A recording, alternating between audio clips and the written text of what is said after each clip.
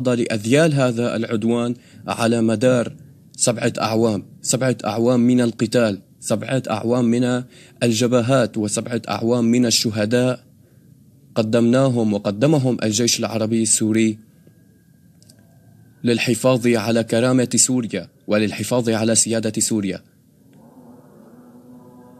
اليوم الدفاعات الجوية السورية تقوم بالرد على هذه الصواريخ وعلى هذا العدوان الغاشم، بعد أن قام الجيش العربي السوري بطرد جميع الإرهابيين من جبهة النصرة وفيلق الرحمن وجيش الإسلام والكثير من المجموعات الأخرى التي كانت تتلقى الدعم من الدول الغربية وبعض الدول العربية للأسف من مناطق الغوطة الشرقية.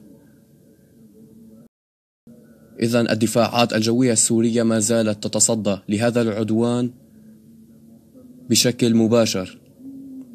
هنا لدينا أحد الصواريخ للدفاعات الجوية السورية يتجه باتجاه العاصمة السورية دمشق، يعني ربما أن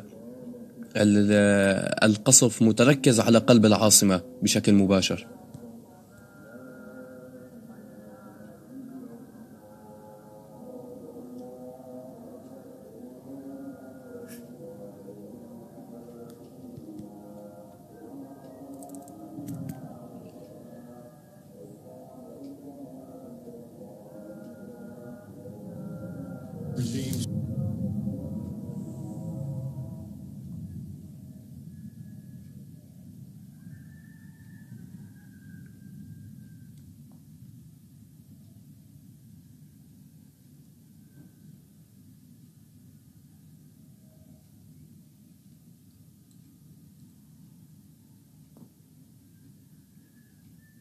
يعني وزير الدفاع الأمريكي يتحدث عن أن العملية هي عملية لاستهداف البنية التحتية للمخزون الكيميائي السوري،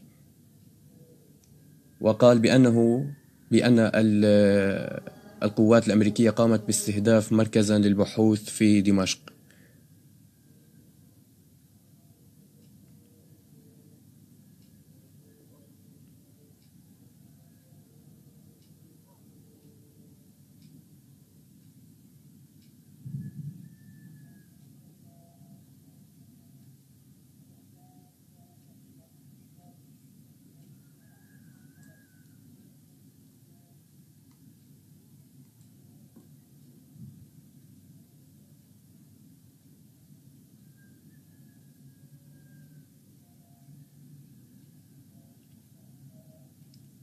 إذا ماكرون يتحدث عن أنه أعطى الأوامر للجيش الفرنسي للتدخل باتجاه سوريا. المعلومات الأولية هي استهداف مركز للبحوث في منطقة برزة في العاصمة السورية دمشق، واستهداف أحد المناطق العسكرية في ريف حمص. والدفاعات الجوية السورية قامت بإسقاط 13 صاروخا بالقرب من منطقة الكسوة في ريف دمشق.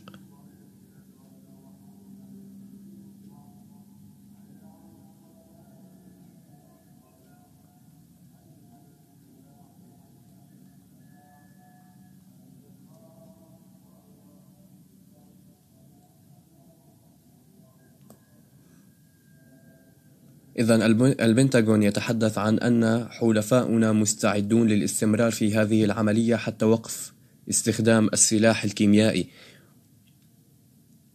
يعني السلاح الكيميائي الذي تم التخلص منه من قبل الدولة السورية وبإشراف أمريكي.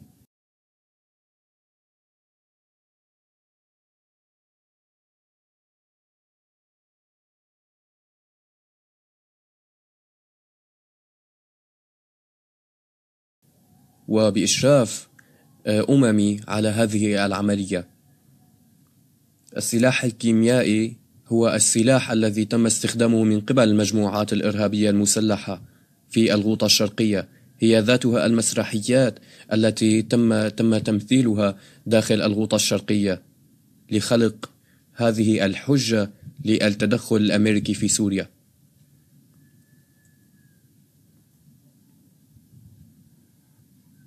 إذن البنتاغون يقول بأن استمرار العمليات يعتمد على الأسد إن كان سيتوقف عن استخدام السلاح الكيميائي.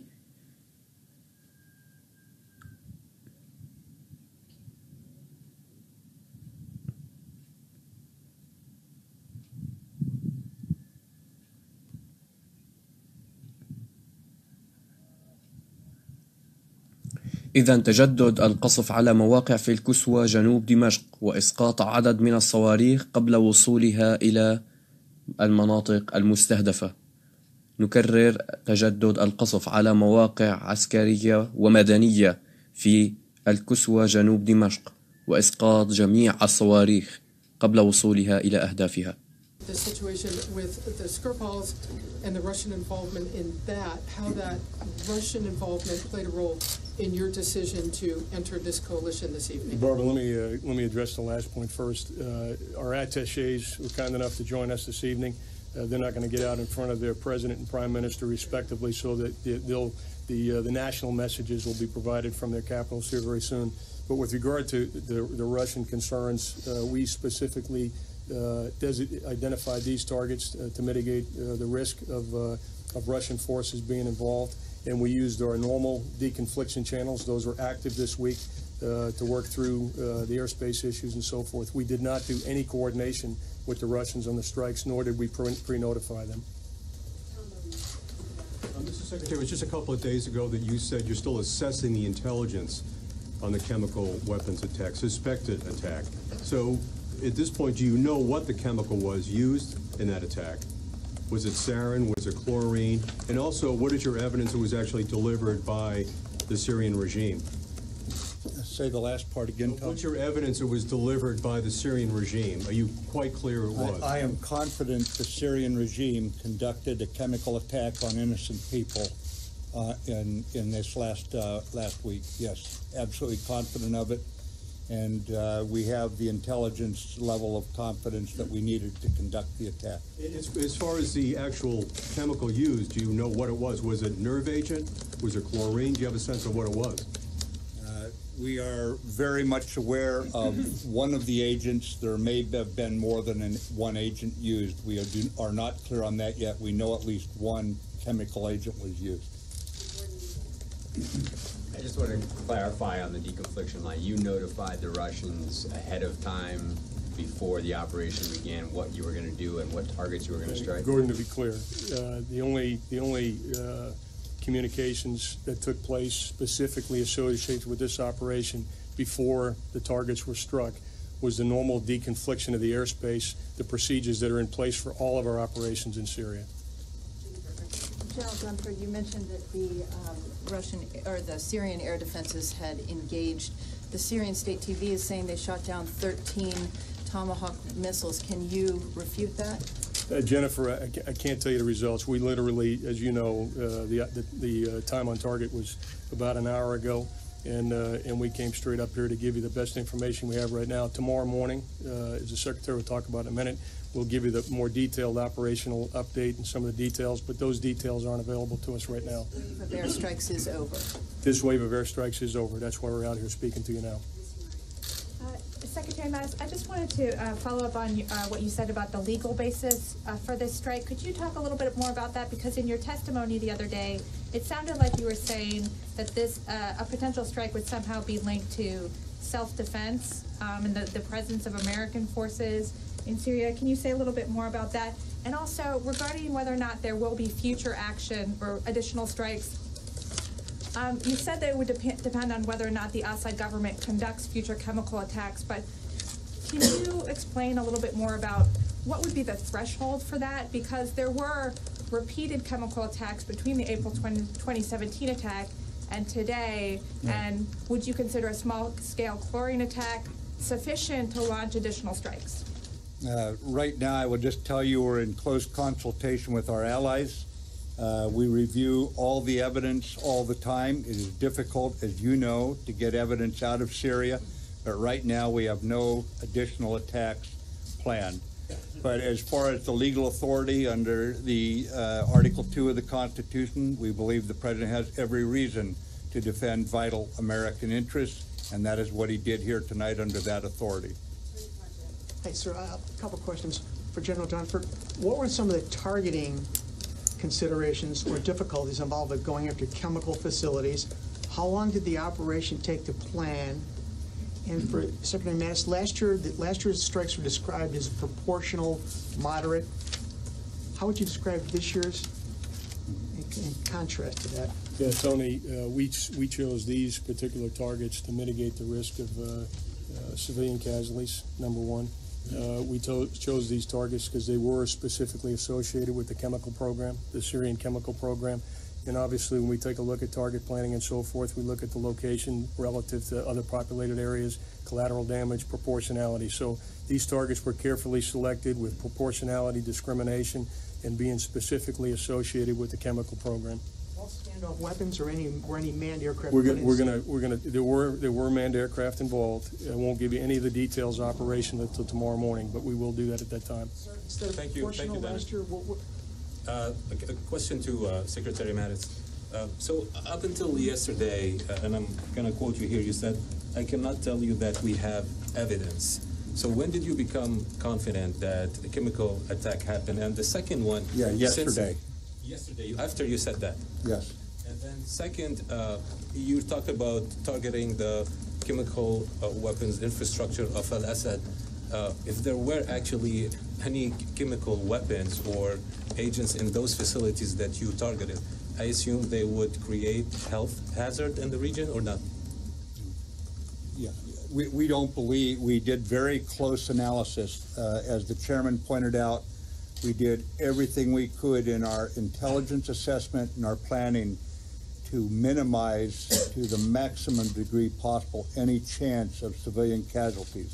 We are very much aware this is difficult to do in a situation like this, especially when the poison gas that Assad assured the world he had gotten rid of obviously still exists.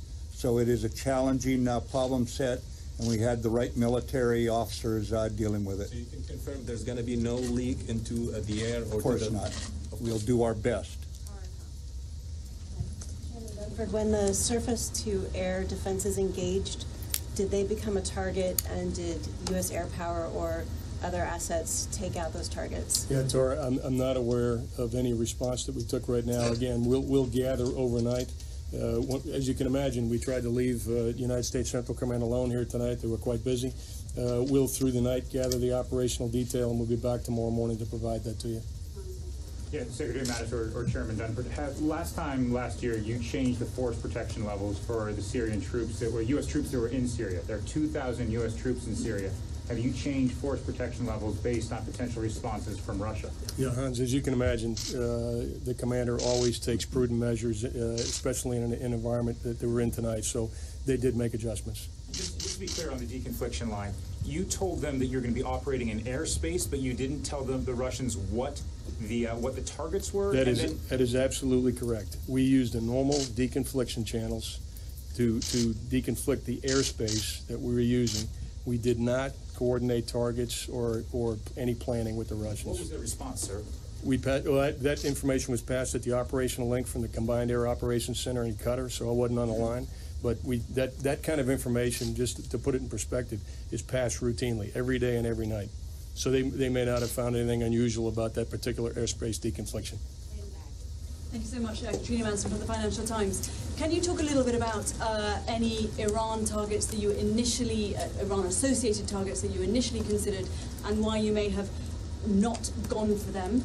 And could your colleagues explain exactly the sort of contribution that you've made to tonight's operation? Again, our allied officers are here out of respect for the fact that they were part of the mission from planning all the way through to the political decision taken. And once their heads of state speak tomorrow, then that'll be the initial statement from those capitals. But as far as any other targets, we looked at targets specifically designed to address the chemical weapons threat that we have seen manifested. The whole world has watched in horror these weapons being used. Those were the only targets that we were examining for prosecution. Secretary and General Dunford, you mentioned 3 target areas that were struck. How can you be sure that from now on these are all of the target areas or all of the involved production facilities for chemical weapons that the Syrians are using? And do you believe that there are additional locations where they are producing such materials? This is a great question. We had a number of targets to select from. And again, we did not select those that had a high risk of collateral damage and specifically a high risk of civilian casualties. And so the weaponeering, back to the earlier question, the weaponeering was done, the modeling was done to make sure that we mitigated the risk of any chemicals that were in those facilities to mitigate the risk of civilian casualties. So were there other targets that we looked at? There were. We selected these specific targets both based on the significance